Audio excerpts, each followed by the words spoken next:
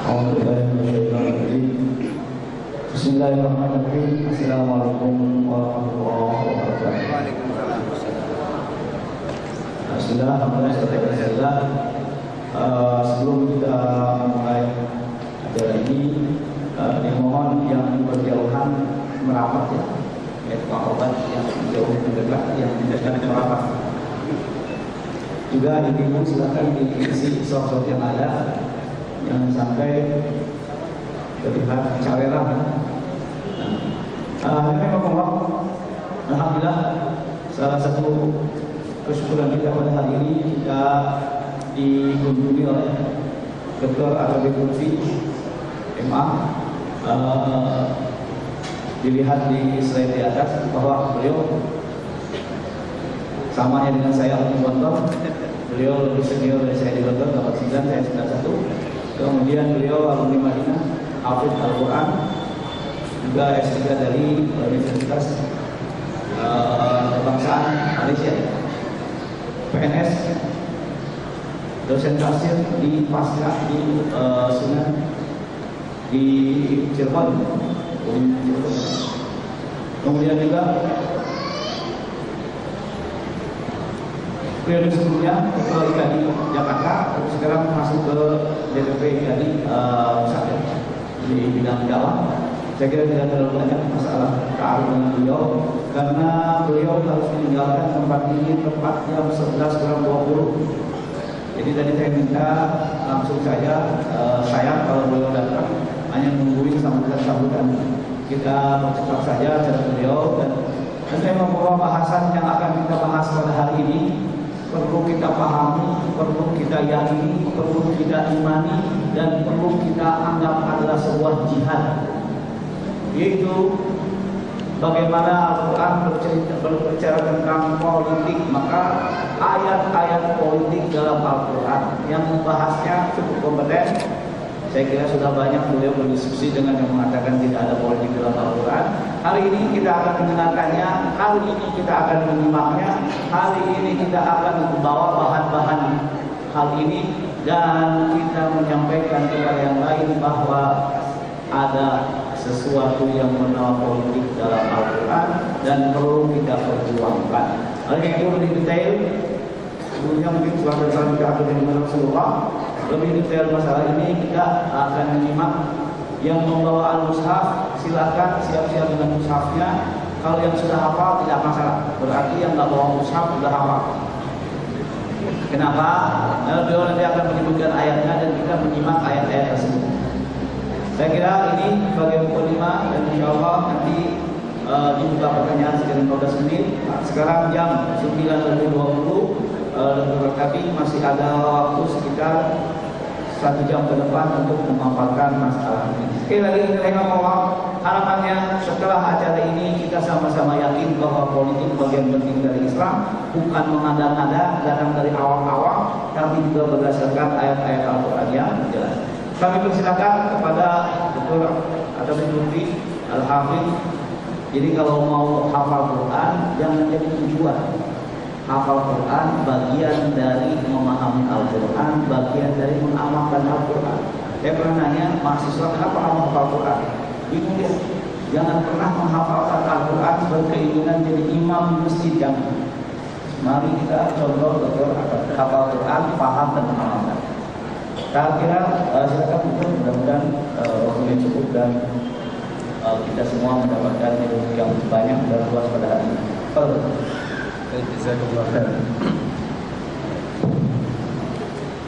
Bismillahirrahmanirrahim. Assalamualaikum warahmatullahi wabarakatuh.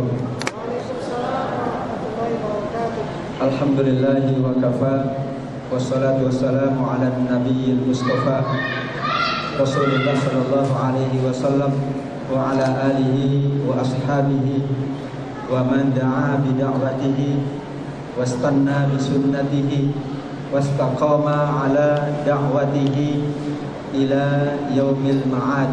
Amma ba'du. Yang saya hormati sahabat saya, guru saya Ustaz Dr. Taufik Ulaimi, mata'anallah bi tuli hayatihi wa ulumihi. segenap pengurus Gemah. Subhanallah, para asatidzah yang tidak bisa saya sebutkan satu persatu karena memang tidak hafal. Kalau hafal saya sebutkan satu persatu ya, kecuali Ustaz Najib dan Ustaz Edi, makanallah biduri hayatihi. Amin. Ikhwani wa akhwati fillah, Bapak Ibu yang dimuliakan Allah. Alhamdulillah kita sangat bersyukur pagi hari ini Allah bahagiakan kita dengan ilmu, Allah bahagiakan kita dengan majlisnya, Allah bahagiakan kita dengan sunnah Rasulnya, yaitu sunnah talaqi al-ulum, sunnah mendalami ilmu-ilmu Allah, mengkaji ayat-ayat Allah. Sunnah dalam arti yang selalu dilakukan oleh para ulama, dilakukan oleh para sahabat, dan dilakukan oleh Rasul Sallallahu Alaihi Wasallam. Mudah-mudahan semua sunnah-sunnah Rasulullah Sallallahu Alaihi Wasallam, semua minhaj, semua manhaj yang pernah dijalankan oleh Rasulullah, yang dijalankan oleh para sahabat, dijalankan oleh para ulama, semuanya dapat kita laksanakan dengan sebaik-baiknya agar kita senantiasa mendapatkan hasanah fid dunya dan hasanah fil akhirah. Amin ya rabbal alamin. Salawat dan salam kita sampaikan kepada Nabi yang paling berbahagia, Nabi Muhammad sallallahu alaihi wasallam. Kapan Rasulullah berbahagia? Rasulullah amat sangat berbahagia manakala mampu melaksanakan perintah-perintah Allah, mampu menjalankan ketaatan di sisi Allah. Kita selaku umatnya amat sangat berbahagia kalau kita mampu melaksanakan semua perintah-perintah Allah. Tidak kita batasi, tidak kita kurangi, tidak kita persempit, tetapi semua yang pernah dilaksanakan, semua yang tertuang di dalam Al-Quran, semua yang tertuang di dalam hadis, semua yang dilaksanakan oleh para ulama adalah bagian dari warisan yang pernah disampaikan oleh Rasulullah SAW, sehingga kita sangat berbahagia manakala semuanya mampu kita hadirkan minimal pada tataran konsep. Bapak Ibu yang dimuliakan Allah, kesalahan terbesar umat Islam adalah pada tataran konseptual. Kalau pada tataran konsep itu salah, maka tataran aksinya bisa jadi salah, bahkan terlanjur salah. Ini yang paling berat kalau terlanjur salah. Wallahu alam, sekian puluh tahun jangan-jangan kita terlanjur. Kalau terlanjur benar bagus ya. Ini kebanyakannya terlanjur salah. Memang dibuat seperti itu. Kita awali kajian kita dengan surat Al-Baqarah 208. Ya ayyuhalladzina amanu dkhulu fis-silmi kaffah wa la tattabi'u khutuwatis syaitan innahu lakum aduwwum mubin. Ada dua manhaj. Manhajul Islam, konsepsi Islami, dan manhajus syaitan, konsepsi yang bertolak belakang dengan konsepsi Islami. Perintahnya adalah, wahai orang-orang yang beriman, masuklah kalian ke dalam Islam ini secara utuh, secara totalitas, secara paripurna, secara lengkap. Sehingga seharusnya ayat ini dibacakan pada setiap kajian. Meskipun kajiannya dibatasi pada salah satu aspek, tapi kita diingatkan dengan ayat ini. Meskipun nanti ustadznya bidang A, ustadznya bidang fikih, ustadznya bidang apapun, tapi diingatkan dengan ayat ini. Itu adalah pembatasan secara tematik, tapi nanti akan ditemukan sekian banyak yang seluruhnya adalah termasuk bagian dari Islam. Bapak Ibu, tujuan hidup kita apa? Doa kita apa? Rabbana atina fid dunya hasanah wa fil akhirati hasanah. Seolah-olah bahwa Islam itu hanya menghendaki fil akhirati hasanah. Kalau kita melepaskan dari seluruh kehidupan, padahal doa kita sejak awal adalah Rabbana Rabbana atina fid dunya. Ma hiya dunya? Apa yang dimaksud dengan dunia? Dunia adalah ekonomi, dunia adalah sosial, dunia adalah rumah tangga, dunia adalah pendidikan, dunia adalah kebudayaan, dunia adalah politik, dunia adalah. Kita diingatkan oleh Allah dengan doa kita sendiri dan diajarkan oleh Allah, Rabbana atina fid dunya. Bagaimana mencapai hasanah fid dunya?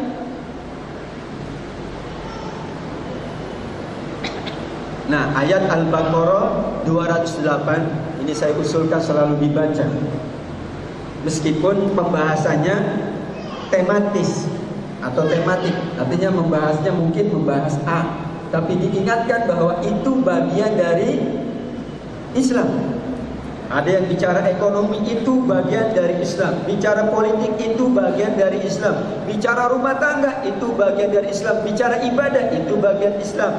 Bicara akhlak, itu bagian dari Islam. Apalagi Pak, dari A sampai Z sesungguhnya adalah itu bagian dari Islam.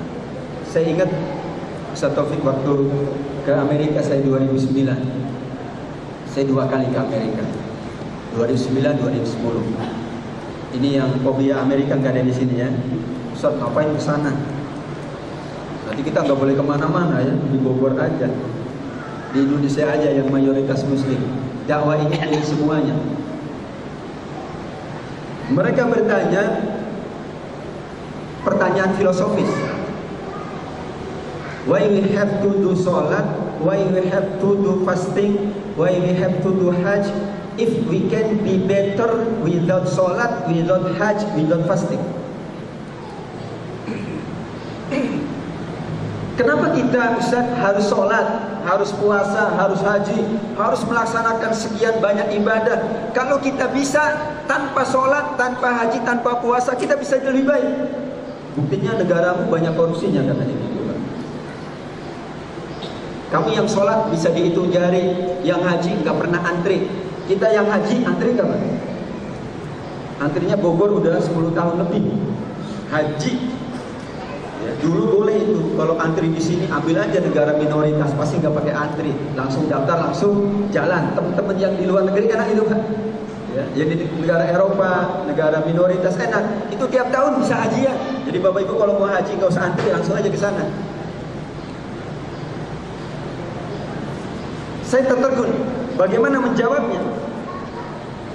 Tapi saya ingat pesannya bahwa you have done part of Islam and we have done part of Islam and they have done part of Islam and they have done part of Islam. If we are together, this is Islam. Gak tahu benar gak bahasa Inggrisnya? Excellent. Excellent ya Pak Najib. Subhanallah. Kira-kira aja maklum ya. Apa yang Anda lakukan itu bagian dari Islam. Apa yang kami sudah lakukan bagian dari Islam. Tapi Islam tidak pernah berhenti pada apa yang sudah kita lakukan. Justru jika kita bertemu, semuanya bertemu, semua umat ini, itulah Islam. Yang jaga kebersihan Islam, yang sedang bekerja di dunia pemerintahan Islam, yang sedang berniaga Islam, yang sedang berekonomi Islam, yang sedang menunjukkan sosial Islam, itu Islami. Yang sedang berpolitik juga Islam. Kenapa kita tidak begitu? Itulah yang terjadi. Kenapa kemudian antar umat Islam bukan saling mendukung, tapi saling menjatuhkan. Karena kesalahan tertinggi adalah khata' manhaji, kesalahan konseptual. Ya ayyuhalladzina amanu dkhulu fis-silmi kafah. Ayat ini membenahi konsep kita bahwa semuanya yang ada dalam kehidupan dunia ini adalah bagian dari Islam. Apakah nanti kita mampu melaksanakannya itu khata' amali? Nah beda Bapak Ibu, khata' manhaji dengan khata' amali. Kita yakin haji itu wajib, tapi kita belum melaksanakannya, tidak ada masalah. Yang problem yang mengatakan haji tidak wajib, ini kesalahan konseptual. Kalau kemudian kita tidak bisa di bidang politik, tidak ada masalah. karena memang bidangnya di pendidikan misalnya. Tetapi tidak boleh kemudian secara konsepsi bahwa politik bukan bagian dari Islam. Oh, saya nggak bisa bisnis, Ustaz, nggak jago bisnis, nggak ada masalah. Tapi konsepsinya bahwa mereka yang berjuang di dunia bisnis adalah juga jihad. Ini konsepsi yang paling penting. Apa konsep rumah tangga dalam Islam? Kalau sekedar kesalahan amali, kesalahan aksi, kesalahan praktikal ini masih bisa ditolerir. Tapi yang paling berat adalah kalau kesalahan itu kesalahan konsep. Tuh, tadi Ustaz Taufik menyampaikan, tujuan menghafal Al-Quran apa? Kalau konsepnya salah, sudah tidak berharga. Apa tujuan ibadah haji? Mau dapat gelar haji, itu konsepnya salah. Harus di-rekonsep. Apa tujuan berkeluarga? Ini sepertinya masih banyak yang ini saja. Masih banyak yang lajang ya. Alhamdulillah. Ini Syawal ini biasanya waktu-waktu untuk menikah ini kalau di kampung saya. Syawal luar. Karena habis Ramadan biasanya baik-baik. Ya, habis Ramadan biasanya masih terasa baiknya. Cuman asal jangan seperti ular. Ular itu kalau mau ganti kulit, dia puasa dulu. Tapi setelah ganti kulit kayak dulu lagi, beringas lagi, mangsa lagi. Itu ular. Ular. Tapi ulat bagus. Sebelum jadi kupu-kupu dia bersemedi di kepompongnya. Setelah puasa malah tambah indah, tambah bagus. Dia nggak memakan sembarangan. Dia hanya memakan saripati bunga, menyebarkan kebaikan. Jadi kalau bisa kita puasa seperti ulat, jangan ular. Kebanyakan seperti ular. Setelah puasa memangsa lagi, garang lagi. Ganti kulit malah ganti garangnya gitu ya. Semestinya ganti kulit, ganti penampilannya, ganti semuanya ganti. Ini yang pertama ingin saya sampaikan. Dan seharusnya ayat ini, ya, dulu saya ingat pesan dosen saya, ayat ini harus kamu selalu sampaikan. Apapun yang kamu sampaikan itu bagian dari Islam.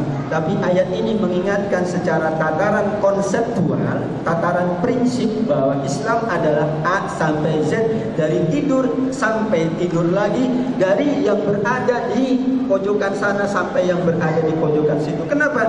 Karena paket kehidupan kita bukan hanya akhirat. Paket kehidupan kita adalah Rabbana atina fid dunya hasanah. Bukan kebahagiaan, tapi hasanah, kebaikan. Nah, Bapak Ibu yang dimuliakan Allah, jika tataran konsep ini matang, baik, maka insya Allah umat Islam akan mengalami kemajuan yang signifikan. Ada yang memahami Islam hanya pada ibadah mahdoh. Ini tataran konsep berat ini Pak, meluruskannya. Tapi kalau dia tidak mampu, itu lain hal. Kalau kita belum mewujudkan seluruh yang disampaikan oleh Allah dan Rasulullah, itu kita masih dimaafkan. Tapi kalau tataran konsepnya belum matang, ini yang paling berat. Dan ternyata Bapak Ibu, kalau saya tanya, kira-kira yang terbesar dari kesalahan umat itu kesalahan aksional atau konseptual? Konseptual. Untuk apa Anda belajar konseptual? Supaya dapat gelar, sudah salah konsepnya. Kita belajar bukan untuk itu. Hadis Rasulullah terlalu banyak untuk kita katakan.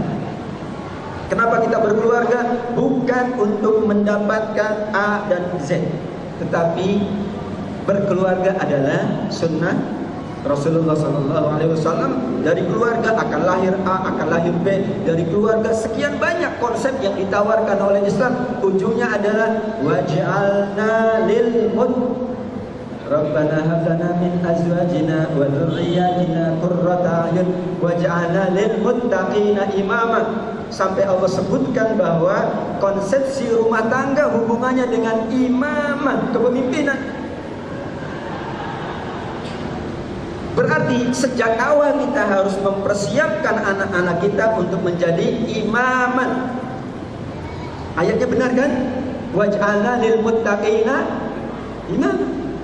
Sudah ada konsepsi kepemimpinan dalam rumah tangga. Bayangkan imamah sendiri ada dalam kehidupan yang kita katakan sangat domestik yang bernama kehidupan keluarga. Bagaimana kehidupan sosial, bagaimana kehidupan berbangsa bernegara, bagaimana hubungan antar negara. Subhanallah. Waj'alna lil muttaqina.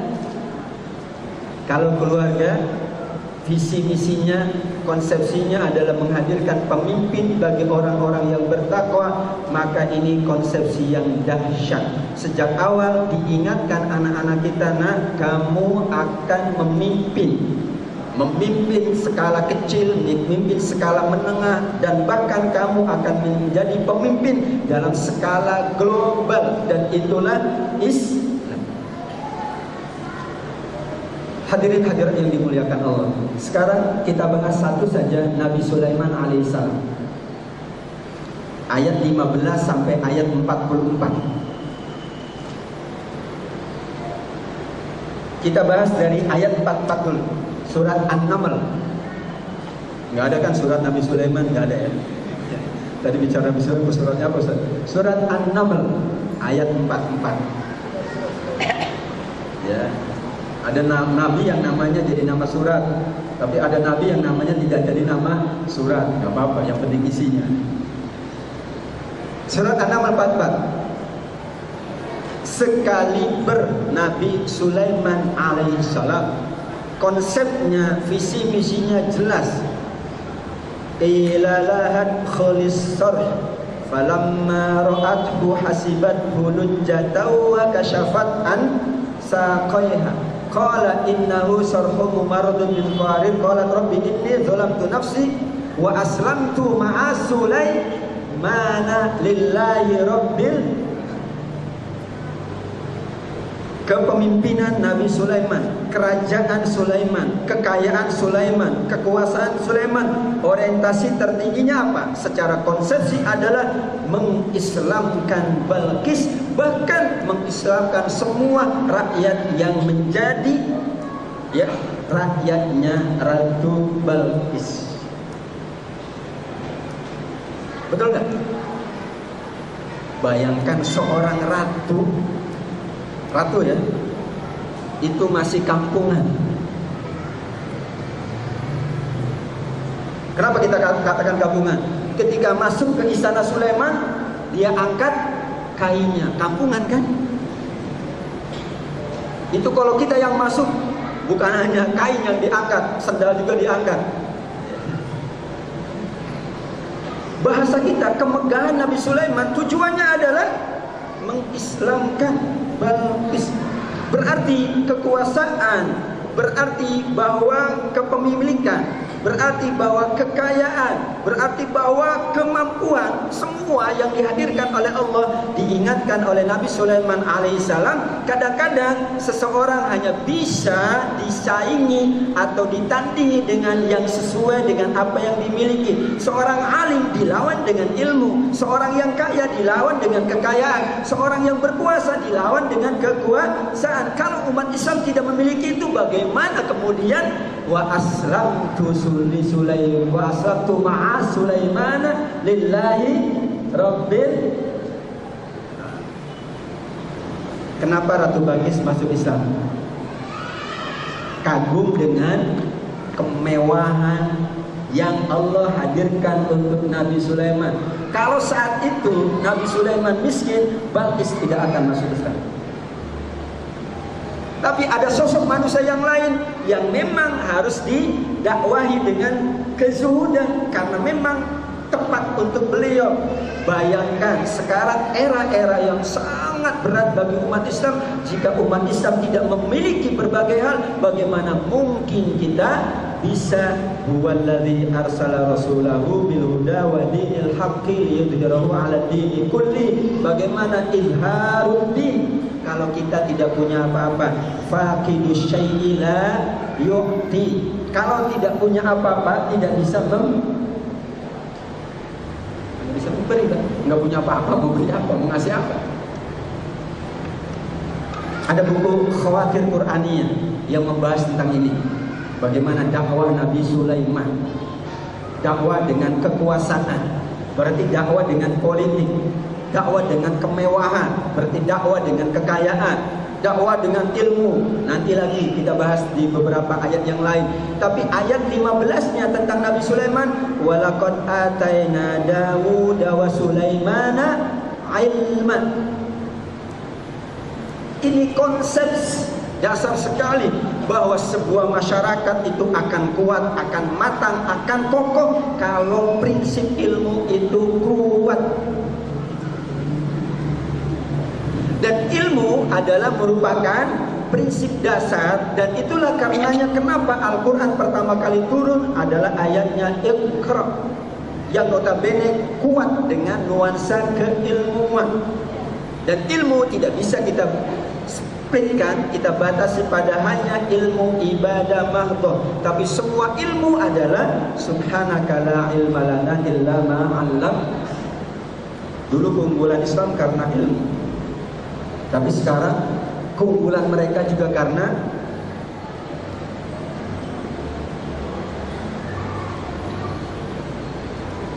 Nabi Sulaiman diingatkan oleh Allah, walaqad ataina Dawuda wa Sulaiman ilma. Barulah kemudian ayat 44 itu hasilnya. Hadirin hadirat yang dimuliakan Allah, ini pembahasan sedikit akademik memang, tapi ini penting. Politik itu bahasa apa, Pak? Ini ada yang bidangnya sospol. Dulu ya di awal-awal orang belajar sospol matematika, jangan belajar, itu bukan Islami. Akhirnya sekarang mereka yang menguasai. Orang belajar matematika bukan Islami. Islam itu kalau menghafal Quran doang.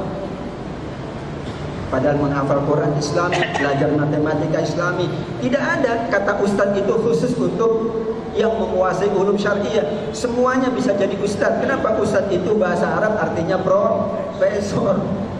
Kita kalau ya yang menguasai ekonomi enggak disebut profesor, ustadz. Padahal boleh ustadzul ekonomi, ustadzul iktisadiyah, boleh ustadzul siyasah.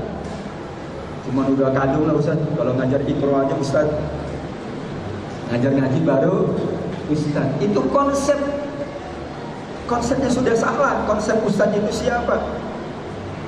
Sehingga ketika orang diberikan apresiasi demikian oleh Allah, siapa ulama? Ulama tidak hanya membidangi ulum syariah. Innama yakhsyallaha min ibadihil ulama, surat Fatir 28. Ternyata para ulama itu bukan itu karakteristik yang konsepnya yang sangat mendasar adalah takut kepada Allah. Ini konsepsi tatarannya. Ini kalau saya bahasa sederhana Bapak Ibu, kira-kira yang masuk surga duluan, yang pakai baju koko, baju batik atau baju seragam kira-kira? Yang kerja di pemerintahan, yang kerja di mall, atau yang ngurusin masjid, yang paling pertama masuk surga? Enggak ada disebutkan oleh Allah dan Rasulullah, enggak ada. Tapi pakai karakteristik, bukan pakai profesi. Karakteristiknya apa? Innal ladzina amanu wa amilus, sudah jelas man amana wa amila. Pakai karakteristik, bukan pakai profesi. Kalau pakai profesi, Allah Subhanahu wa Ta'ala tidak maha adil. Kenapa? Ya saya bisanya ini ya Allah, jadi saya lama dong masuk surganya. Enakan jadi ustaz? Enggak. Pedagang yang hebat seperti yang disebutkan oleh Rasul, at-tajir as-saduq ma'an nabiyyin was-siddiqin wasyuhada was-sholihin. Pebisnis yang saduq, yang jujur, yang fair, itu akan didampingkan bersama para nabi, dengan para siddiqin, para sahabat, dengan para syuhada, para sholihin. Ini konsep. Kenapa dalam Islam berdagang itu Islami, berpolitik itu Islami. Imamun adil, jelas sekali disebutkan yang pertama, 7 yang mendapatkan naungan Allah di hari kiamat siapa? Ustadun? Hah? Ibu bun, umum enggak. Profesi itu adalah Allah sudah menciptakan manusia berbeda-beda, tapi pakai karakteristik, pakai muasabat. Kalau pakai muasabat aman. Siapapun kalau muasabatnya seperti itu, layak mendapatkan surga. Politisi muasafatnya Islami layak masuk surga. Pengusaha muasafatnya Islami layak masuk surga. Alim, ulama muasafatnya Islami layak masuk surga. Karenanya ada ulama su dan ulama, iya kan? Mestinya ulama nggak ada yang su loh, Pak. Tapi ada nggak yang su? Itu bukan bahasa kita, bahasa Rasul Shallallahu Alaihi Wasallam. Ulama tapi mengajak ke neraka.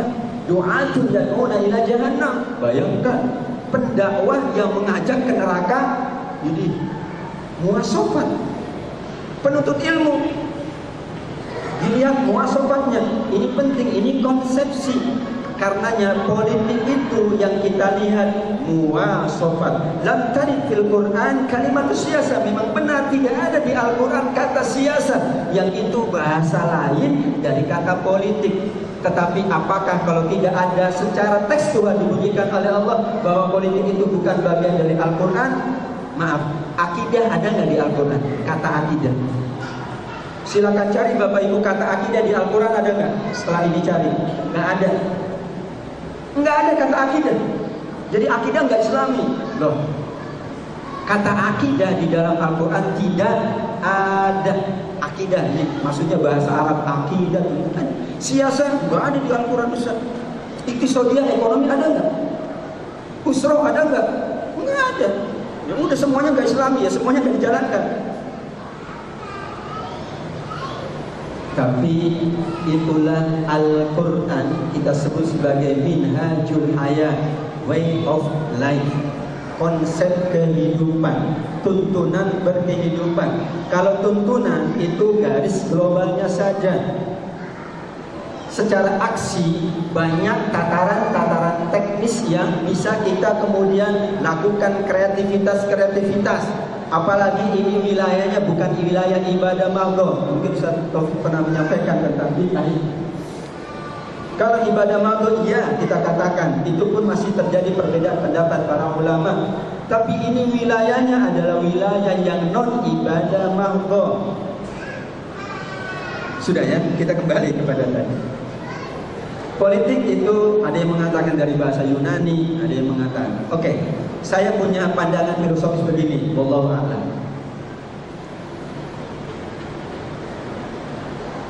Karena ini berasal dari bahasa Yunani. Ada yang mengatakan dari bahasa Belanda, ada macam-macam. Artinya itu bahasa serapan. Begitu ya, ini yang dari sosmed tolong dikoreksi. Saya baca sedikit literaturnya. Itu bahasa serapan. Tapi bahasa yang dipakai oleh para ulama tentang politik apa? As-siyasa. Menurut hemat saya lebih tepat kata siasa dari politik. Kenapa? Karena aksi politik itulah yang membuat umat Islam menjauhi politik. Bukan karena konsepnya, karena sekian banyak pelaku politik yang tidak menunjukkan nilai dari politik tersebut. Itu persoalan. Padahal penilaian manusia di zaman sekarang selalu bersifat generalitik. Mohon maaf ini akademik sekali ya. Dulu saya ingat soalnya di Gontor kita saja. Dulu ada almarhum gitu ya. Sampai kiai itu mengatakan, ya fulan itu alumni Gontor, tapi Gontor bukan fulan. Yes, fulan adalah muslim, tapi maaf Islam bukan fulan. Iya, dia muslim, tapi Islam bukan dia. Kalau dia tidak menunjukkan keislamannya. Nah, seringkali kan gitu kita menilai itu secara generalitik. Wah, IPB nggak bagus, kenapa? Ada terorisnya. Nah, UI juga ada alumninya. Apakah kemudian katakan UI? Enggak. Ini yang kemudian karena politik ini bahasa serapan yang kemudian kita serap dari bahasa Yunani atau bahasa yang lain, tapi yang paling tepat adalah as-siyasat. Kenapa? As-siyasat maknanya adalah siyasatul umur, tadbirul umur, mengatur urusan manusia. Bagaimana tidak Islami? Islam itu mengatur kehidupan manusia dari A sampai Z, dari tidur, dari makan, dari berkeluarga, dari berekonomi, bahkan dari berinteraksi dengan masyarakat secara umum. sasa yasusu siyasatan. Makanya memang tidak ada di Al-Quran kata siasat, tapi semua nilai-nilai siasat, nilai mengatur, nilai memanage, nilai tadbirul umur bima yuslihun nas. Tadbir umur nas kalau dalam kamus Al-Muhit yaitu mengatur semua urusan manusia. Umur bukan satu urusan loh. Apa urusan manusia? Urusan ibadah doang. Urusan kita keluarga, urusan kita tetangga, urusan kita pendidikan, urusan kita ekonomi, urusan kita politik, urusan kita hubungan antar negara, urusan kita terlalu banyak. Bagaimana siasat itu adalah alat untuk melakukan sekian banyak pengaturan manajemen yang memberikan kemaslahatan bagi orang banyak. Begitu dalam kamus. Karenanya bahasa Arabnya as-siyasatus syar'iyyah, siasat yang sesuai dengan syariat. Kenapa orang fobia dengan politik? Karena dari bahasa serapan tadi, dan ternyata pelaku-pelaku politik illa man rahimallah, kecuali yang diberi rahmat oleh Allah, kadang-kadang menunjukkan politik yang mereka maksud. Karena politik yang mereka maksud hanya kekuasaan, menghalalkan segala cara. Tapi itulah politiknya dibungkus dengan as-siyasah asy-syar'iyyah. Ekonomi juga ekonomi syariah. Sosial juga sosial Islam. Hiburan juga hiburan Islami. Apalagi Pak? Teknologi juga teknologi Islami. Masya Allah. Ada Dr. Arif, mungkin sekarang udah profesor, 10 tahun lalu. Itu beliau satu-satunya orang Indonesia, bahkan orang di dunia, yang menguasai satu bidang terkecil dari ilmu multimedia yang diakui oleh Amerika. Beliau fotonya dipampang Pak, di reklame, nggak ada orang lain kecuali beliau. Dan beliau muslim luar biasa. Kenapa? Diakui keilmuannya. Kata dia, Ustaz, saya benar gak ya bidang multimedia? Jangan-jangan gak Islami? Multimedia Islami gak? Ntar kita harus aja di fakultas itu Pak ya, IT. Ini konsep. Ketika konsep sudah masuk, selesai.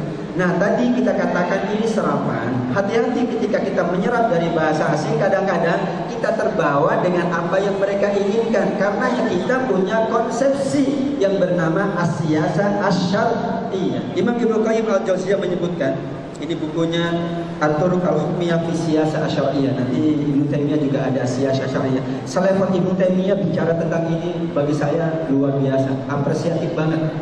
Yang kita kenal itu Ibnu Taimiyah dari sisi akidahnya doang, padahal beliau pejuang melawan Tartar. Ini mohon maaf, yang aneh bagi saya, ketika seorang tokoh dibawa ke Indonesia, kok yang diingatnya itu yang berbau gitu doang. Bagaimana? Syekh Abdul Qadir Jailani yang diingat apa? Tawasulnya. Padahal beliau seorang alim itu di Maroko. Saya ketemu orang Maroko kan dulu belajar bareng. Itu seorang alim. Kalau bahasa kitanya hamkana lah kira-kira. Dan beliau bidangnya bukan bidang tasawuf ternyata. Tapi yang dibawa tasawufnya, berarti enggak utuh. Ketika kita bawa Imam Ghazali, yang dibawa tasawufnya berarti tidak utuh. An-Nursi kita bawa tasawufnya berarti tidak utuh. Kenapa? Karena relatif. Ini secara ilmu apa itu yang kemasyarakatan, sosiologi, antropologi. Itu negara Asia Tenggara ini paling demen sama yang bersifat kayak gitu. Yang klinik-klinik demen banget Pak. Karena memang dulu yang kental dengan negara kita adalah warisan Hindu, Buddha, yang notabene kental dengan dunia. Ibnu Taimiyah kita bawa hanya akidahnya, bukan kita bawa jihadnya. Ini juga tidak utuh, berarti kita membawa. Banyak tokoh-tokoh yang kita bawa ke Indonesia ternyata pinter, yang membawanya tidak semuanya. Kenapa? Dia takut kalau dibawa semuanya, umat Islam ini luar biasa. Harusnya di bawah semua dong pemikirannya. Memang benar yang dia dominan adalah bidang A, tapi beliau menghadapi Tartar, pasukan Mongol. Bisa dibayangkan seorang yang bernama Umar bin Abdul Aziz, tentu kita kenal. Yang kita serap yang paling banyak apa Pak? Ini konsep zuhudnya, betul? Betul nggak? Karena kita tidak baca untuk sirah beliau. Jadi kita baca ujungnya doang, zuhud. Akhirnya semua umat Islam zuhud semua. Dikasih uang enggak zuhud, dikasih jabatan enggak zuhud. Diberikan peluang oleh Allah sekian banyak kebaikan-kebaikan. Padahal Umar bin Abdul Aziz itu pemuda yang punya obsesi besar. Beliau pertama kali obsesinya ketika lajang, saya harus menikahi putri khalifah. Maka beliau menyusun strategi dapat putri khalifah. Setelah itu obsesinya, saya harus menjadi gubernur, jadi gubernur. Setelah itu beliau kan bukan garis keturunan khalifah, tapi bagaimana beliau menjadi khalifah? Beliau dekat dengan ulama-ulama yang dekat dengan khalifah ceritanya. Jadi ceritanya panjang, tapi kira-kira begitu. Saat itu khalifah akan mangkat, maka beliau berpesan, nanya kepada penasihat, menurut anda siapa yang layak menggantikanku? Anak aku yang ini, anda sebutkan. Kata penasihatnya, fulan itu bagus, tapi dia lemah di sisi manajemen. Oh gitu ya. Anakmu juga baik, tapi belum tepat. Jadi menurut siapa? Kita tidak perlu bahas. Sekarang saya minta anda menulis wasiat aja. Dan saya bisikin apa isi wasiatnya. Udahlah, dia tulis wasiat. Setelah saya yang akan menjadi adalah Umar bin Abdul Aziz. Wasiat. Maka setelah beliau mangkat, semua kan ribut. Ini siapa yang ganti? Sudah, kita tidak perlu berantem, baca wasiat beliau. Karena yang tertulis itu pasti lebih kuat dari omongan. Akhirnya udah, kata beliau. Barulah di akhir hidupnya, kata beliau, saya sudah dapatkan dunia untuk kepentingan dan kebaikan umat. Sekarang saya saatnya menunjukkan kezuhudan saya. Dan ujian bagi pemimpin adalah zuhud. Orang gak punya, bukan ujiannya zuhud, memang harus begitu. Gak punya. Saya menzuhud. Betul, kalau Bilal ujiannya apa? Itu apa? Ya, umat Islam kalau lemah semuanya gimana? Ngurus negara, ngurus keluarga aja bingung. Gimana ngurus negara? Anak-anak masuk sekolah bingung. Padahal kebijakan ada di tangan. Nah, ada beberapa catatan itu ya kira-kira. Karena Ibnu Qayyim al-Jauziyah mengatakan politik itu ada as-siyasah al-zalimah dan ada as-siyasah al-adilah. Ini bijaksana dari beliau. Jadi membaca politik itu baca dari dua sisi. Dan selalu kita baca apapun dari dua sisi. Jangan dari satu sisi. Selalu kita ketika membaca dari satu sisi kita sempit. Membaca fulan jangan satu sisi. Kebaikan dan keburukannya kita baca semua, baru utuh. Tapi yang keburukannya jangan kita baca lama-lama, kebaikannya kita baca lama-lama. Kata beliau, siasa itu memang berkemungkinan terjadi dua, as-siyasa al-zalimah dan as-siyasa al-adilah. Dan itu terjadi dalam fakta di lapangan. Berarti kalau kita tidak berjuang atau sebagian kita tidak berjuang atau mereka yang memiliki keilmuan yang mumpuni di bidang itu, maka yang akan terjadi kata beliau as-siyasah al-zalimah. Dan itu yang terjadi jika tidak di backup dengan manusia-manusia baik, manusia yang beriman, yang bertakwa kepada Allah, maka yang mengatur kita adalah manusia yang zalim dan pasti aturannya adalah aturan yang zalim. Manusia itu adalah hasil dari apa yang dia ingat. Karena dalam ilmu neuroscience ya, apa itu Pak? Ilmu otak ya, kira-kira gitu. Ini tentang ilmu neuroscience. Jadi kalau kita berpikir yang maju, berpikir yang baik, itu kita akan diingatkan oleh otak kita apa yang sedang kita pikirkan. Tapi kalau kita pikirkan yang jelek-jelek, itu diingatkan juga yang jelek-jelek. Makanya benar, innamal a'malu binniyat. Niyatul mar'i khairun min amalihi. Kenapa? Ketika kita berniat, itu secara neuroscience akan diingatkan oleh otak kita, kamu niat mau ngaji loh. Oh iya. Terus Pak, ini bergerak. Tapi kalau kita tidak punya obsesi, tidak punya keinginan, ya kita lemas. Dan kemudian ya otak kita semakin lemah. Dan manusia yang banyak berpikir adalah manusia yang semakin cerdas. Luar biasa. Islami sekali bahasa itu. Rasulullah bagaimana memikirkan umatnya, makanya Rasulullah amat sangat cerdas. Para sahabat demikian cerdas. Semua 4 sahabat itu khalifah, semuanya khalifah. Berarti semuanya pemimpin. Bagaimana mendapatkan kepemimpinan? Ini teknis, tapi dahulu kepemimpinan itu didapatkan melalui syura. Karenanya anasir as-siyasah fil Quran adalah anasir al-mulk, at-tamkin, al-imarah, al-imamah, dan apa?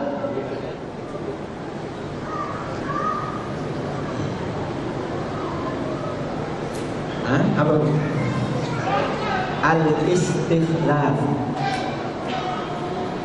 dan asyura. Ada 10 anasir as-siyasah fil Quran yang kalau kita baca itu adalah dikaitkan dengan apa yang disebut oleh orang sekarang dengan politik, yang kita punya definisi dan terminologi yang terbaik yang bernama siyasah syariah, bahwa politik itu bagian dari syariat, karenanya dinamakan siyasah syariah. Kalau enggak, Ibnu Taimiyah salah, Imam Ibnu Qayyim salah. Padahal yang kita ingat dari beliau adalah akidahnya, zuhudnya.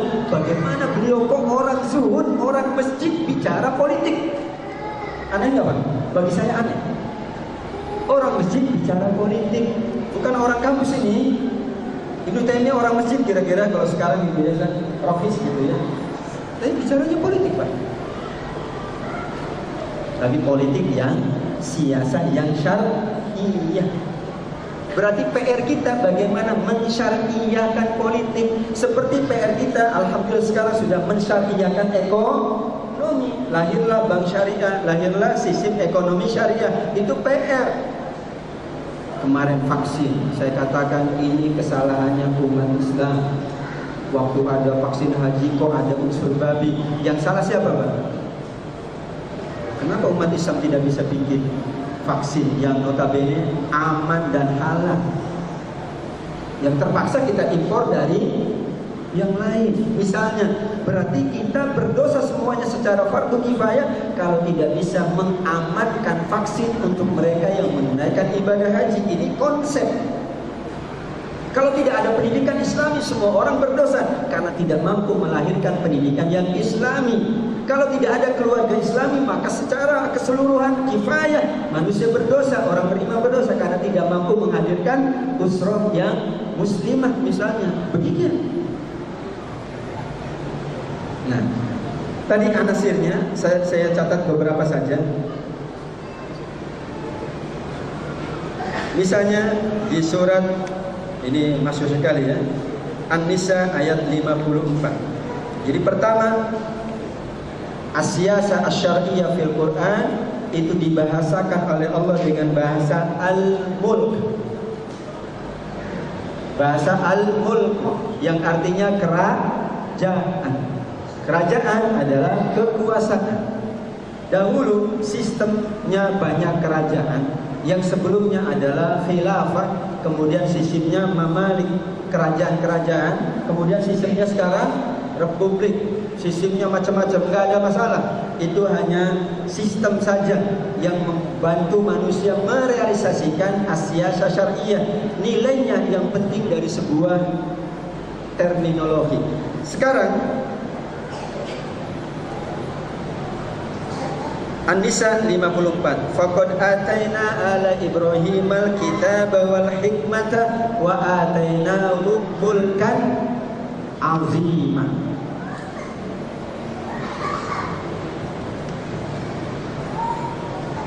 Doa Nabi Ibrahim apa yang diminta kepada Allah?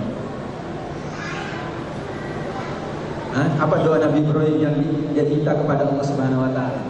Supaya dijadiin apa? Iman. Kemudian wa min dzurriyyati, ya, tapi la yanalu ahdil zalimin.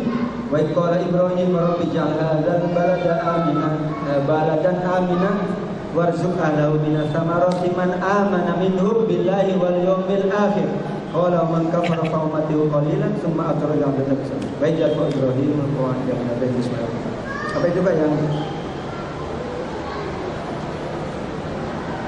apa selanjutnya? Wa idtala Ibrahim rabbuhu bi kalimatin fa atammahun qala inni ja'iluka lin-nasi imama qala wa min dzurriyyati qala la yanalu ahdil zalimin. Wa idtala Ibrahim rabbuhu bi kalimatin fa atammahunna qala inni ja'iluka lin-nasi apa Pak? Imama. Bagaimana keturunanku kata Allah? Ya, semuanya dapat kecuali adz-dzalimin. Yang tidak layak adalah mereka yang bersifat zalim. Kata para ulama tafsir, saya kutip dari Imam At-Tabari rahimahullah sedikit saja, bahwa isyarah minallah, ini isyarat dari Allah, ahamiyatil imamah, tentang pentingnya sebuah kepemimpinan. Nabiullah Ibrahim pertama kali datang ke Mekah, belum ada saat itu yang datang ke Mekah, cuma Ibrahim yang pertama kali babat hutan Mekah gitu ya. Bukan babat hutan, gak ada hutan di Mekah ya.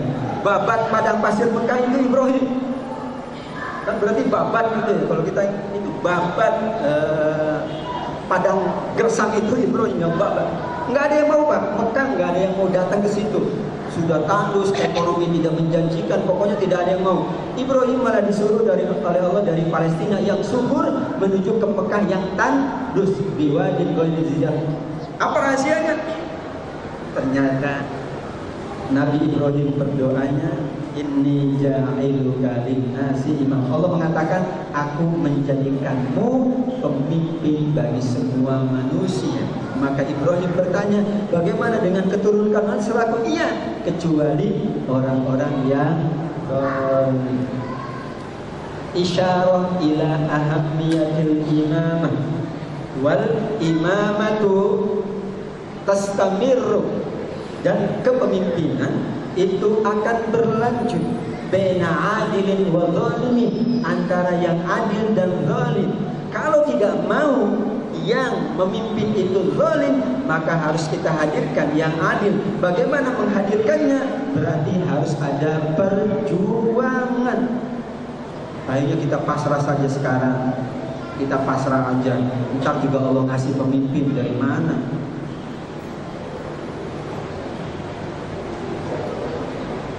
Wallahu a'lam. Kemudian ya, tentang ya al-mulk ya, tentu di Al-Baqarah 251 jelas sekali ya. Wa atallahul mulka wal hikmata wa 'allamahu mimma yasha. Kadzalika Sulaiman atallahul mulkan la yanbaghi li ahadin min ba'di. Nabi Sulaiman pernah berdoa, Rabbi habli mulkan la yanbaghi li ahadin min ba'di. Ya Allah, berikanlah untukku kerajaan yang tidak pernah Engkau berikan kepada orang-orang setelah. Masya Allah. Ini Nabi loh Pak. Nabi itu paling zuhud, paling ahli ibadah, paling baik sholatnya. Jangan tanya sholat mereka. Makanya ketika tadi ada pertanyaan yang saya katakan, Anda tidak sholat, tidak islami, tapi apa yang Anda lakukan dengan ketertiban, dengan kejujuran, kedisiplinan itu islami, karena tertuang di dalam Al-Quran, di dalam hadis. Tapi tidak bahasa yang bersifat tekstual, tapi isyarat-isyarat Al-Quran sangat penuh dengan bagaimana menata kehidupan ini supaya Rabbana atina fid dunya hasanah. Menata itu adalah as-siyasah. Makanya subhanallah, sekarang trennya itu berbalik. Tren keislaman itu di negara Eropa pas sekarang. Saya pernah ke Uzbekistan, jajahan Rusia. Masya Allah, kasihan banget.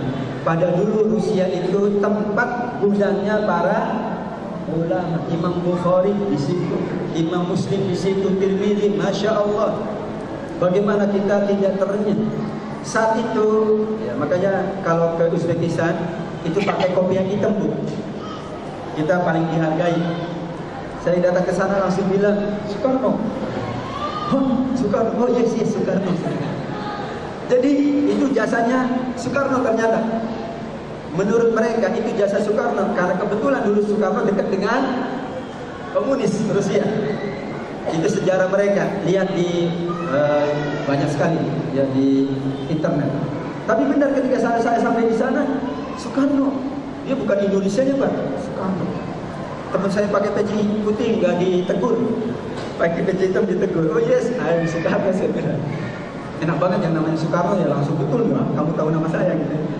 Tapi bayangkan, kenapa bisa seperti itu? Tadinya itu mau dihancur leburkan Pak, peninggalan para ulama, termasuk makamnya Imam Bukhari. Alhamdulillah sekarang makam Imam Bukhari terpelihara, bahkan ada masjidnya, bahkan ada sekolahnya, bahkan ada pendidikannya, bahkan ada madrasatul tahfidnya. Siapa? Itu persoalan politik. Kalau tidak punya kekuasaan di bidang itu, selesailah. Dan itu sekian banyak warisan-warisan para ulama yang betul-betul dihabisin oleh mereka. Kenapa? Karena tahu jika mereka baca utuh tentang mereka, semuanya tidak hanya bicara tentang fikih, tidak hanya bicara tentang satu aspek, tapi bicara tentang Islam secara utuh. Baca Imam Nawawi, ada hal-hal yang beliau bahas tentang politik. Cuman kita ingatnya itu hanya bab fikih doang. Kenapa? Kebetulan yang bawa kesininya cuman ngerti itu, makanya yang dibawa cuman itu. Yang saya tahu tentang Bogor cuma togenya doang. Salah. Karena kebetulan ketika bawa ke saya toge, padahal Bogor itu A sampai Z ada, misalnya seperti itu. Nah kebetulan yang datang ke kita tentang Islam itu tidak utuh, sehingga kita mendapatkan tidak utuh. Nah ketika orang tua kita mengajarkan Islam juga tidak utuh, terus menerus tidak utuh, akhirnya kita menjadi memang saya juga terima tidak utuh Pak. Tapi kita terus mengkaji, mendalami. Ya Allah, ternyata kita baca sejarah, nggak usah jauh-jauh, sejarah semua para ulama, semuanya sejarahnya. Ternyata mereka berjuang di berbagai bidang kehidupan. Padahal mereka adalah yang terbaik. Nggak ada yang lebih dari mereka, nggak ada. Yakinlah, khairul quruni qarni tsumma alladziina yalunahu tsumma alladziina yalunahu. Kalau manusia terbaik saja demikian, bagaimana manusia setelahnya? Nah, Bapak Ibu yang muliakan Allah, kemudian ayat berikutnya adalah at-tamkin, anasir. At-tamkin. Jadi kata at-tamkin itu adalah kata yang digunakan oleh Al-Qur'an untuk menjelaskan tentang politik dalam Al-Qur'an.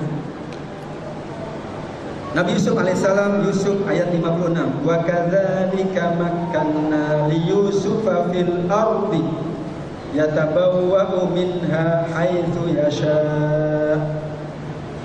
Wa kadzalika makkanna. Setelah Nabi Yusuf berhasil naik ke puncak kekuasaan dan untuk kebaikan sekali lagi, makanya beliau meminta kepada Allah, Allahumma ij'alni ala khazainil ard, minta kepada penguasa saat itu. Aku minta sebagai bendahara negara aja. Bagaimana? Dia kesejahteraan luar biasa. Makanya kata tamkin, wa'adallahu ladzina An-Nur 55. Wa'adallahu ladzina amanu wa 'amilus shalihat, wa'adallahu ladzina amanu minkum wa 'amilus shalihat. La yastakhlifa billahi kama istakhlafa ladzina min qablihim wa la yumakkinanna lahum dinahum alladzi irtada lahum wa la yubaddilannahum min ba'di khawfihim amna ya'budunani la yusyrikuna bi syai'an. Wa'ada, pakai janji. Allah berjanji dan tidak akan mengingkari janjinya. Orang yang beriman di antara kamu yang beramal soleh, la yastakhlifannahum, akan menjadi pengganti-pengganti kepemimpinan manusia-manusia sebelumnya. Karena al-istikhlaf adalah pengganti, khilafah itu pengganti. Kalau tidak ada pengganti berarti kita berdosa. Kemudian ada tamkin, wala yumakkinanna, ada penguatan. Maaf, agama kita tidak akan kokoh tanpa siasat. Begitulah kata Imam Al-Mawardi, siyasatud dunya wa himayatud din. Tujuan politik adalah siyasatud dunya, mengatur urusan dunia yang sangat banyak variatif ini, dan menjaga agama.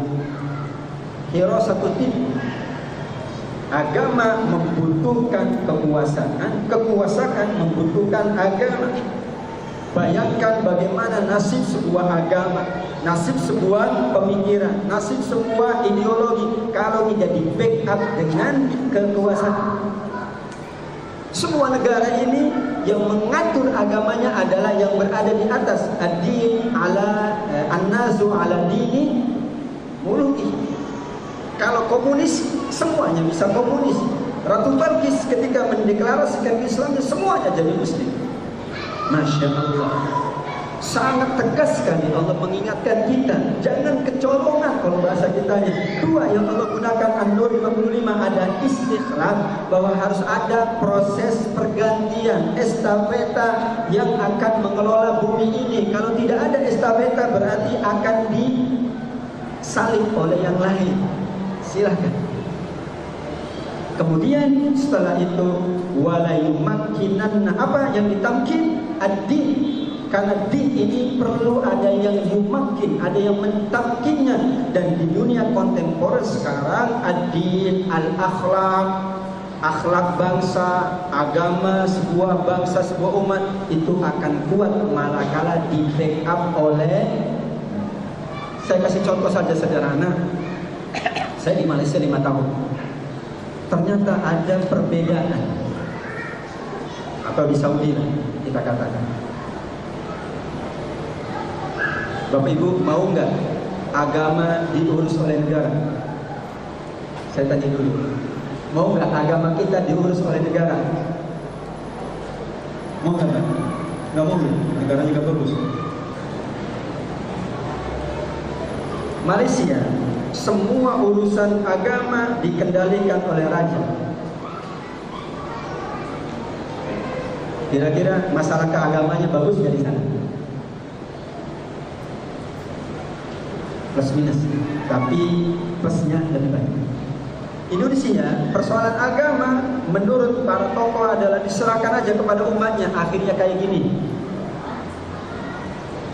Kalau semua orang tergantung masing-masing, kira-kira gimana, Bang? Oke, puasa tergantung masing-masing. Saya tahu kalian orang beriman, pokoknya terserah kalian mau puasa apa enggak. Enggak ada yang puasa, Bang. Harus ada penguatan. Itulah himayatuddin bentuknya. Di sana negara langsung memonitor, bahkan negara langsung memberikan keputusan hukum atas mereka yang menodai agama, langsung khusus ada bidangnya. Nanti itu bidangnya hisbah ya Ustaz. Bidang hisbah ada. Di Saudi ada mereka yang diberikan wewenang untuk mengatur kalau sudah azan tutup. Kalau kemudian melanggar akan cuman orang kita nggak ada yang mau, Pak. Udah agama urusan masing-masing, ya kayak gini urusan masing-masing. Sholat jamaah urusan masing-masing deh. Jadinya berjamaah nggak, Pak? Ya enggak, urusan masing-masing, tenang aja Ustaz. Nikah urusan masing-masing. Enggak mau kalau ini pengen diatur negara. Maunya cuma nikah doang diatur negara. Nikah pertama, nikah kedua enggak mau diatur negara. Makanya sembunyi-sembunyi. Lah, zaman Rasulullah diatur negara. Semua A sampai Z, Pak. Datanya ada di para sahabat. Abdullah bin Mas'ud yang punya data lengkap. Suka yang ke masjid didata oleh beliau, diatur oleh Rasulullah SAW terus. Kenapa? Ternyata itulah fungsi dari keberadaan negara, menjaga agama. Rusia, Masya Allah, dulunya itu negara yang mayoritas para ulama, ternyata para ulama itu kebanyakan dari sana ya, ulama hadis. Itu nama-nama negaranya juga unik dulu, yang sekarang pecah ya. Ada Tajikistan, ada Turkmenistan, Uzbekistan, ya, Pacitan, Cililitan. Itu artinya Han, kayak bahasa Pakistan ya. Kalau bahasa kitanya Sayyid, Syarifah itu Tan, artinya itu kota yang bagus gitu ya. Simbol aja. Bayangkan kok bisa jadi komunis, kenapa kira-kira? Dan sekarang mulai berkembang lagi. Turki sekian lama dibuat sekolah oleh Mustafa Atatürk. Sekarang mulai ini lagi. Kenapa kau bisa berubah? Atasnya berubah, mau kita berubah. Masya Allah. Na'udzubillah. Karenanya tadi bahasa Allah An-Nur 55 dengan bahasa janji bahwa akan terus ada manusia-manusia yang menggelorakan semangat ini, bahwa itu bagian dari Islam, bahwa itu perjuangan. Justru kita berterima kasih manakala kemudian kita dapat menjalankan ibadah dengan sebaik-baiknya, karena tidak ada larangan dari mereka. Kalau ada larangan, oh, Masya Allah, itu bisa terjadi, bisa aja. Nggak ada yang mustahil dalam dunia ini. Perpolitikan terus berputar. Kalau tidak ada siasa adilah, maka yang ada siasa zalimah. Apakah kita mau kemudian siasanya zalimah? Kalau umat Islam tidak masuk dalam dunia itu, maka yang terjadi adalah siasa zalimah. Masya Allah, berat ini. Ada istikhlaf, terus ada estafeta, ada tamkin, dan yang ditamkin adalah agama. Kemudian ada al-aman. Yang ketiga adalah memberikan keamanan. Wala yubaddilannahum min ba'di khaufihim amna. Apa ciri keamanan dalam bahasa Al-Qur'an? Ya'budunani la yusyrikuna bi syai'a. Makanya enggak pakai waw. Bahwa aman itu manakala manusia dapat beribadah dengan sebaik-baiknya dan tidak mempersekutukan Allah. Karenanya maka didoakan baladan aminah. Baladan aminah apa cirinya? Wajibni wa baniya an na'budal asna. Menjalankan ibadah dengan sebaik-baiknya itu amna, keamanan yang tiada taranya. Masjidil Haram dijadikan oleh Allah sebagai amna, wa man dawahu kana amina. Untuk apa kita masuk? Untuk ibadah di sisi Allah Subhanahu wa taala. Luar biasa. Istikhlaf dan tamkin. Kemudian al-hukmu. Banyak kata hukum di dalam Al-Qur'an. Hakim, hukum yang paling sering disebut Al-Maidah 49 50 itu ya, wa man lam yahkum gitu ya. Wa man lam yahkum bima anzalallah wa anihkum bainahum bima anzalallah. Hendaklah kamu menjalankan hukum seperti yang diajarkan oleh Allah, yang diturunkan oleh Allah kepadamu. Kira-kira bagaimana kita melaksanakan itu? Bidang apa yang punya wewenang? Ini persoalan hukum, persoalan yang paling berat. Karenanya hakim itu adalah yang memutuskan. Al-hakim artinya al-fasil, yang memutuskan bainal khasmaini. Kalau keputusannya salah, semuanya salah. Tapi kalau keputusannya benar, keputusannya adil, maka semuanya terjamin kedamaiannya. Persoalan di masyarakat adalah persoalan hukum. Hukum dalam arti bukan hukum positif, tapi disitulah ada keadilan, disitulah ada kesetaraan, disitulah ada saling berbagi, disitulah sekian banyak. Masya Allah, yang paling ketara sepanjang bulan Ramadan bahwa kita merasakan suasana yang sangat kondusif di dalam beramal dan beribadah. Kenapa? Karena juga pemerintah campur tangan loh. Iya. Coba kalau kita campur tangan, nggak tahu apa yang terjadi. Diminta semua saling menghargai. Kalau tidak ada kata itu, Allahu Akbar. Seperti yang terjadi di Tangerang ya, pemilik warteg. Allah. Kata al-hukum, karenanya hakim. Ada 3 hakim, yang 2 di neraka, yang 1 di neraka. Hakim itu bukan hakim yang di pengadilan saja. Masing-masing kita menjadi hakim ketika kita mampu memutuskan, ya ayyuhalladzina amanu kunu, sampai perintah Allah, wahai orang-orang beriman, jadilah kamu para hakim loh. Kunu qawamina bil qisti. Bayangkan itu. Jadilah kamu penegak keadilan. Loh, bagaimana kita menegakkan keadilan kalau kita tidak punya wewenang? Kita sebagai orang tua, kita mampu menegakkan keadilan antara anak-anak kita karena kita diberikan wewenang. Kita sebagai RT, sebagai RW, kita bisa menunjukkan keadilan antar masyarakat RT RW. Kenapa? Karena saya RT dan RW. Berikutnya. Kalau kita tidak punya wewenang, bagaimana mungkin kita melaksanakan perintah Allah tersebut? Konsepsi yang kita bahas pada tataran amal tentu harus kita bahas lagi. Tetapi secara konseptual ini penting bahwa ini bagian dari agama kita. Siapapun yang berjuang di dunia itu tidak ada yang bisa memastikan siapa yang layak menuju surga Allah. Yang jelas semuanya yang paling banyak beramal untuk Allah, itulah yang paling layak menuju surga Allah. Dan amal tidak dibatasi oleh Allah. Wa amilus sholihat, kata sholihat adalah umum. Sholihat dari kata maslahat. Kalau amal itu memberikan maslahat. Sekarang mana amal yang paling banyak memberikan maslahat? Kata Ibnu Qayyim Al-Jauziyah, semakin besar nilai manfaatnya, semakin besar nilainya di sisi Allah. Khairun nas anfa'uhum linnas. Mana yang paling banyak memberikan manfaat? Karenanya kenapa kemudian Rasul Shallallahu Alaihi Wasallam banyak menyebutkan orang alim itu lebih hebat dari abid. Betul kan? Orang berilmu lebih hebat dari orang ahli. Maksudnya ibadah mahdoh itu di situ. Karena ilmunya bermanfaat untuk orang banyak, ibadahnya untuk diri sendiri. Masya Allah, luar biasa. Ya, kita katakan di situ ada kata al-hub.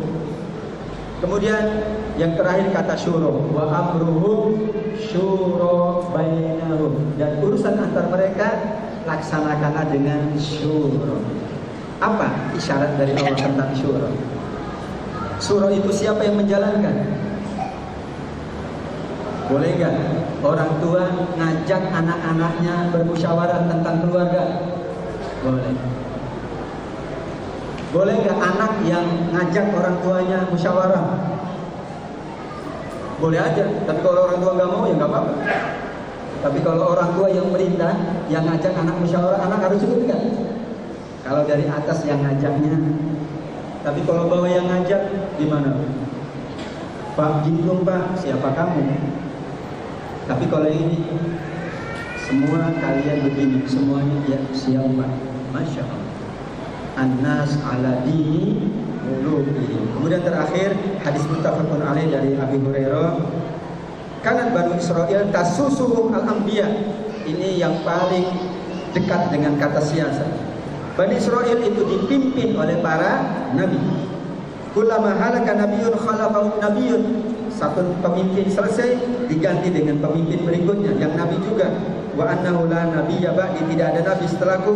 Wa sayakunu khulafa fayukthiru.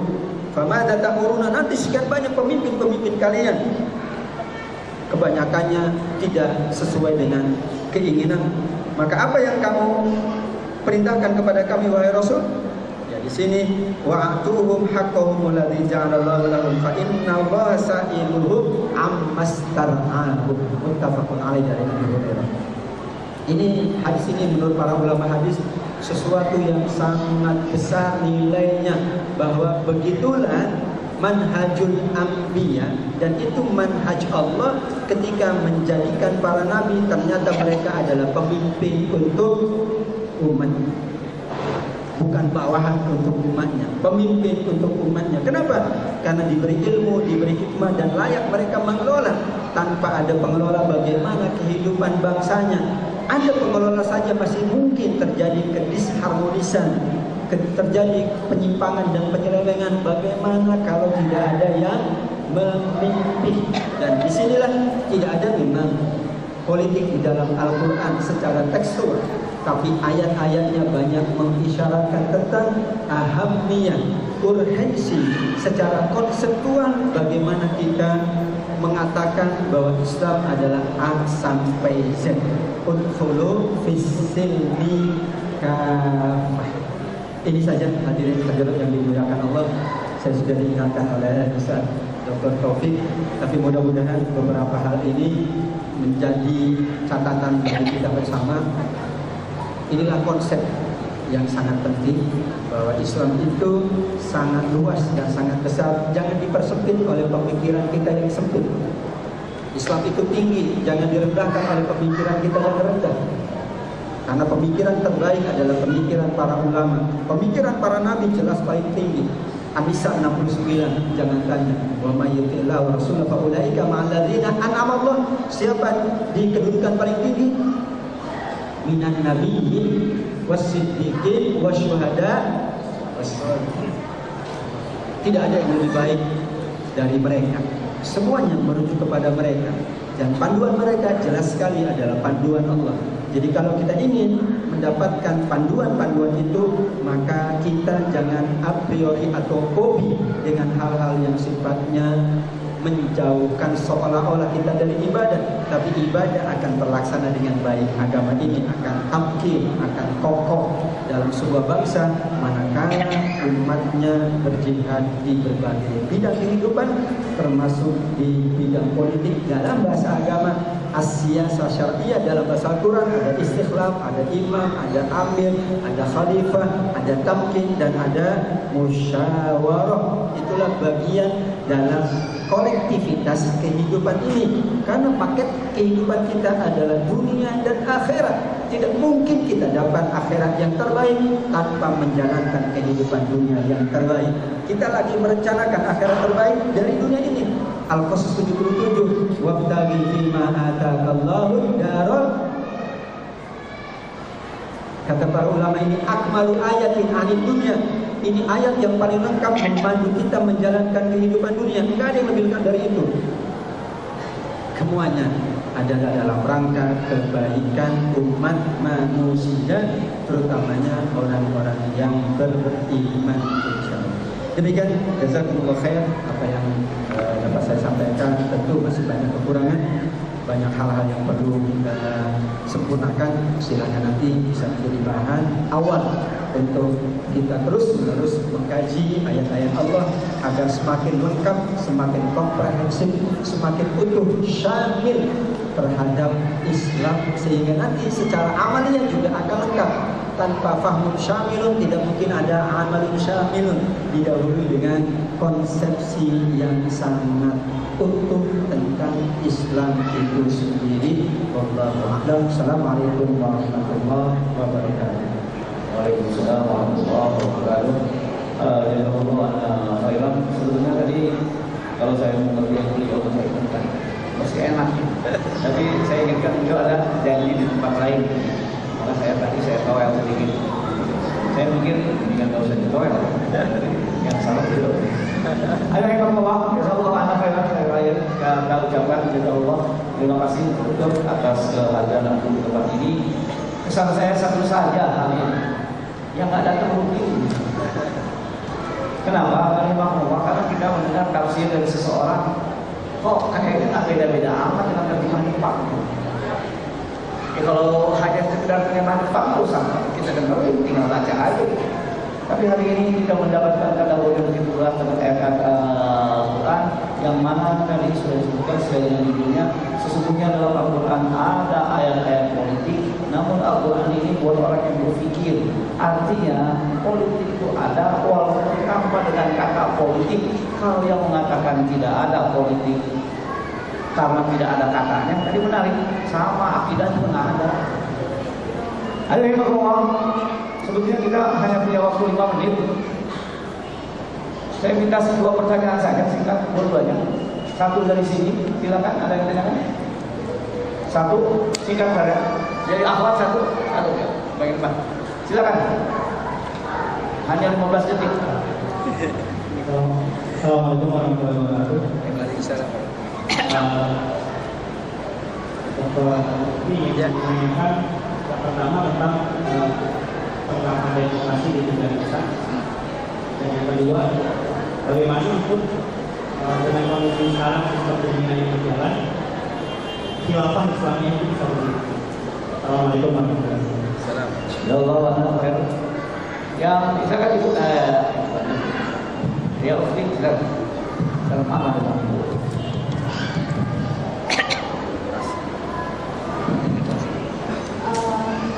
Assalamualaikum warahmatullahi wabarakatuh. Atas waktunya, yang ingin saya tanyakan, begini Ustaz, kan di bahasa ini kita tahu itu bahwa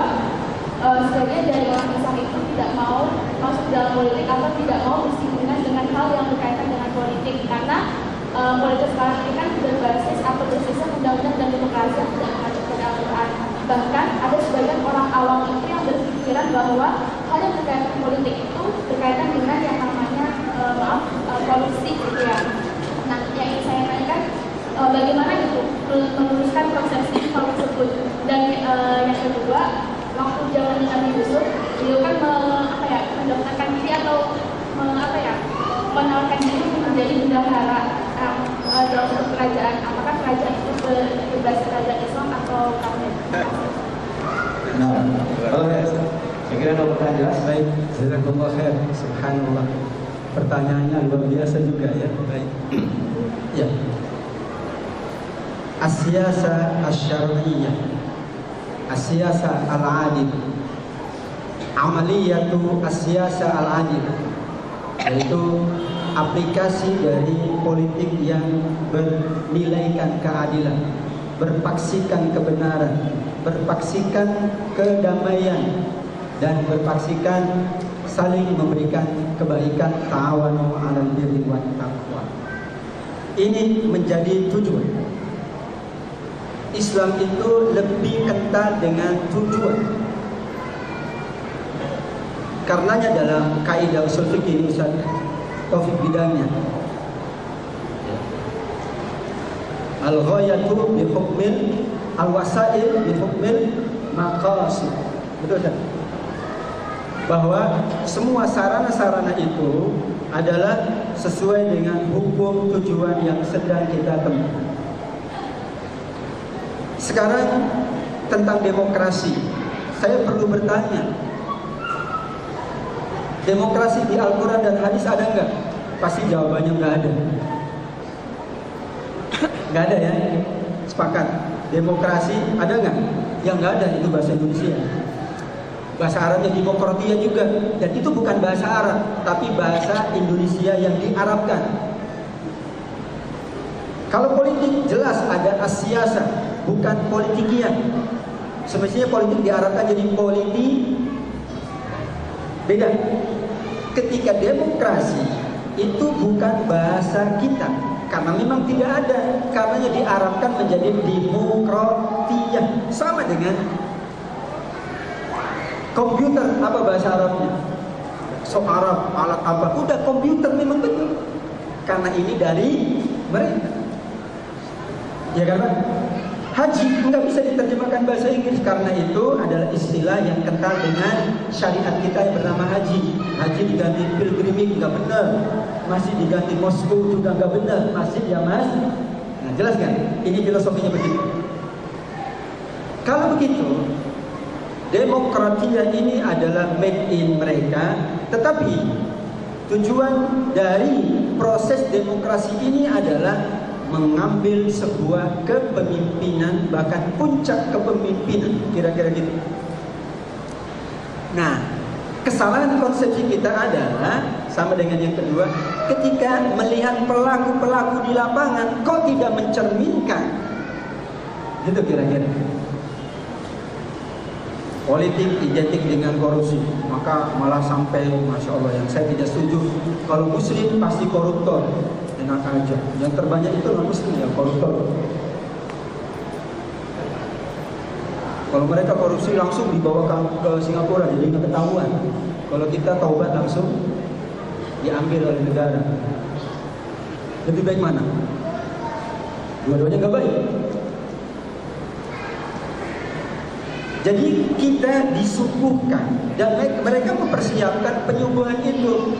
Karenanya seringkali itulah yang kita sebut sebagai al-Islam mahjubun bil muslimin. Seharusnya muslim ini ketika konsepsinya benar, kenapa terjadi mereka yang memakai kekuasaan tapi bukan untuk kebaikan, karena memang konsepsinya belum matang di sini.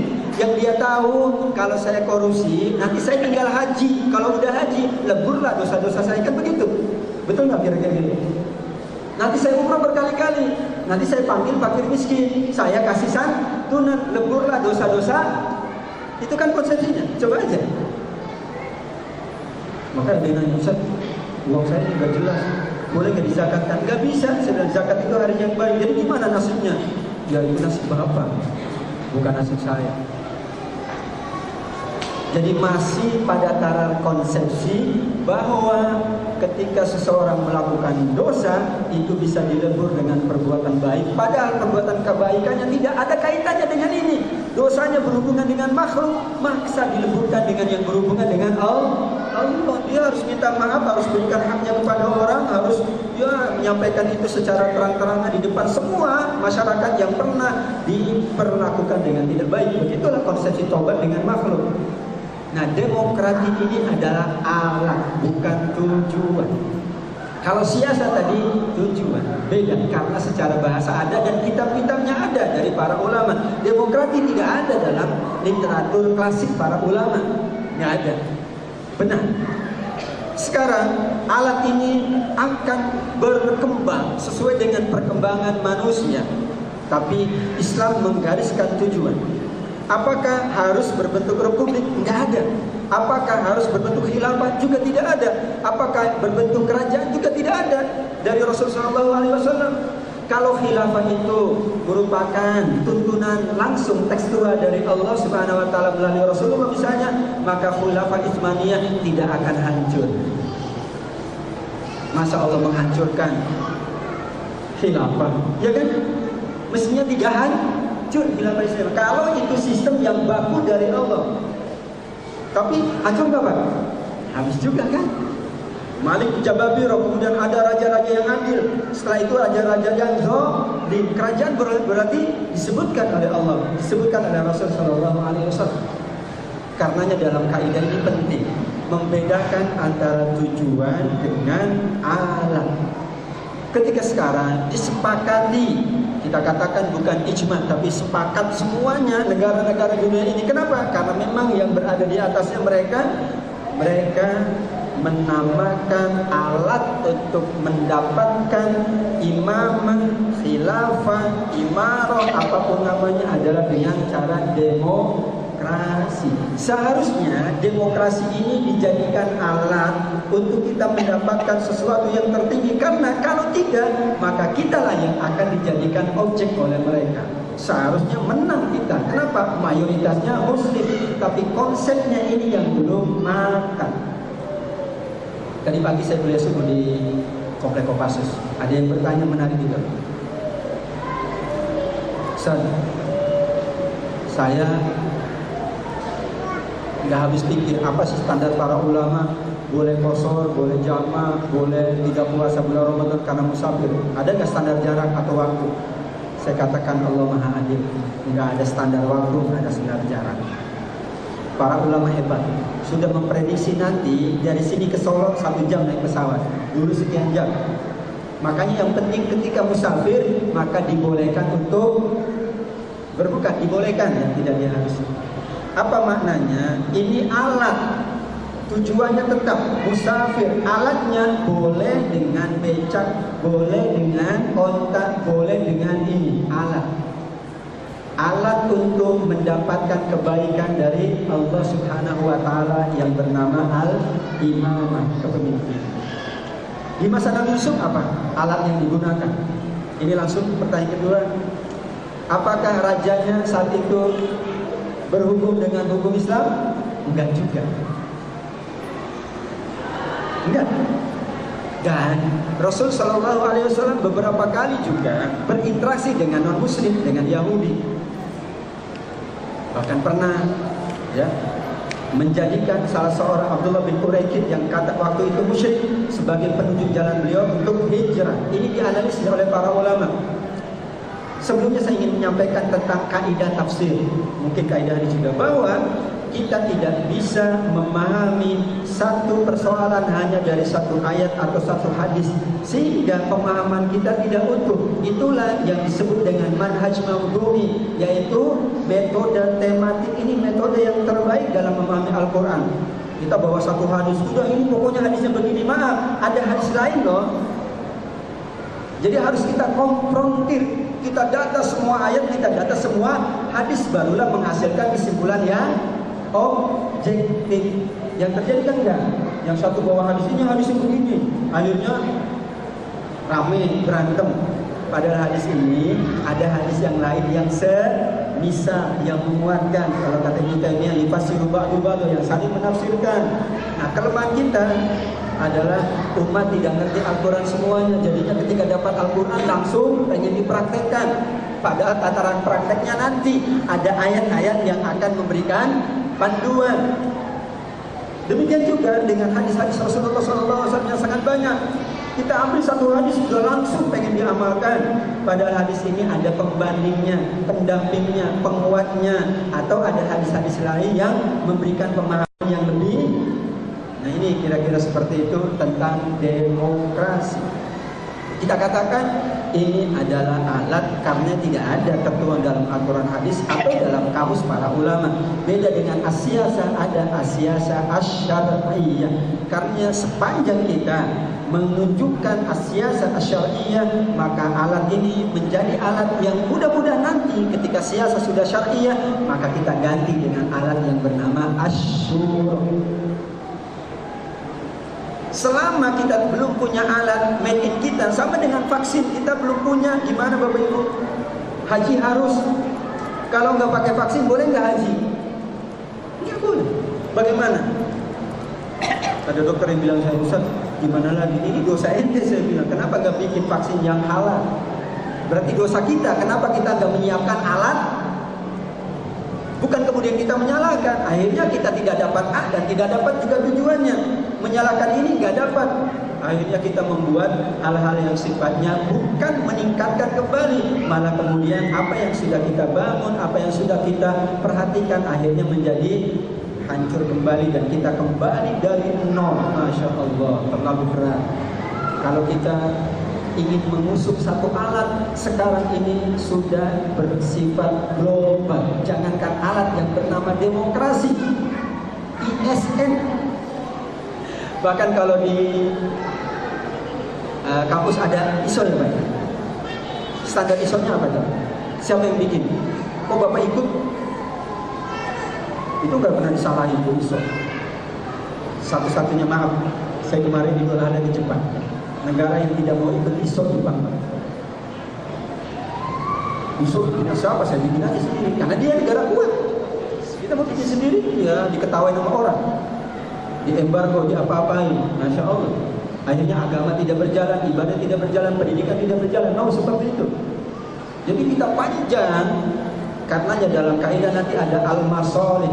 Ketika terjadi antara dua, maka mana masolih dan manafi. Madorotnya bagaimana, masolihnya bagaimana. Kita tidak bisa secara tekstual mengatakan demokrasi bukan dari Islam. Kenapa? Karena itu alat dan tidak ada dalam rujukan para ulama sebelumnya. Benar, tapi ketika kita tidak menemukan alat yang lain, maka alat ini sama dengan kita menggunakan alat-alat yang lain seperti televisi, laptop, dan lain sebagainya. Masya Allah, ini PR bagi umat Islam. Karena Imam Al-Ghazali, bagaimana kita juga tidak hanya konsen pada fardu ain, ilmu yang fardu ain. Sekarang saatnya umat Islam konsen pada ilmu fardu kifayah. Berarti kita harus wacanakan. Ayo yang bidangnya politik sampaikan di media internasional. Ayo yang bidangnya ekonomi sampaikan mana keunggulan-keunggulan konsepsi Islam. Kalau saya bukan bidangnya, berat. Kalau itu diakui, Masya Allah, akan menjadi konsepsi yang bakal dirujuk oleh semua bangsa di dunia. Sementara ini yang diakui sebagai konsep alat untuk mendapatkan kebaikan yang bernama as-siyasah adalah demokrasi. Wallahu a'lam. Ini panjang. Sudah cukup ya? Dua-duanya sudah ya? Demikian. Ya, jadi kita katakan alat ini kita berharap tidak berlangsung lama. Tapi ayo kita saling mendoakan, kita saling mendukung, bukan malah saling mencerai-beraikan. Mereka yang terutama, kita sudah tahu bahwa mereka memang menginginkan dibuatlah isu-isu yang sebetulnya sangat ringan. Itu bukan prinsip. Akidah adalah yang prinsip. Kadang-kadang kita dininabobokan dengan furu'iyat. Udah selesai, itu bidang-bidang itu udah selesai, semuanya dibahas. Nah, itulah kira-kira tadi. Musafir mau dengan kereta api silakan. Yang bagus kita punya kereta api sendiri, bikinan sendiri, waktu sholat berhenti. Bisa nggak Pak? Nah itu PR kita, PR yang ini, PR yang bikin kereta api. Jadi bagaimana kalau waktu sholat kereta api bisa berhenti? Berarti PR kan? Pesawat, loh, kenapa tuh pesawat berangkatnya sebelum zuhur? Kan bisa setelah zuhur. Bagaimana bisa? Ya kita. Berarti PR bagi kita kan? Loh kan kita pengen kereta api berangkat setelah sholat, betul nggak?